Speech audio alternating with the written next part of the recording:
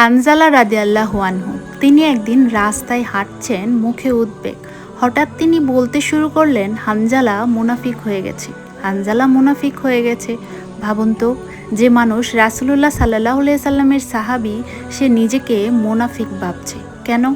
তিনি বললেন, আমরা যখন রাসূলুল্লাহ সাল্লাল্লাহু আলাইহি সাল্লামের কাছে থাকি, জান্নাত জাহান্নামের কথা শুনি, মনে হয় চোখের সামনে সব দেখতে পাচ্ছি। কিন্তু যখনই বাড়িতে যাই, স্ত্রী সন্তান দুনিয়ার কাজ নিয়ে ব্যস্ত হয়ে পড়ি, তখন আর সেই অবস্থা থাকে না। তিনি ভাবলেন এই পরিবর্তন মানেই হচ্ছে বন্ডামি। তিনি দৌড়ে গেলেন আবু বকর রাদিয়াল্লাহু আনহু এর কাছে। তখন আবু বকর রাদিয়াল্লাহু আনহু বললেন, আমারও তো এমন হয়। তখন দুজনে একসাথে নবীর কাছে গেলেন।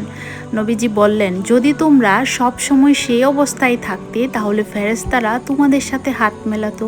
কিন্তু হানজালা এক সময় এমন আর অন্য সময় তেমন। এই ঘটনাটা আমাদের কি শেখায়? মানুষের ঈমান ওঠানামা করে, এটা খুব স্বাভাবিক।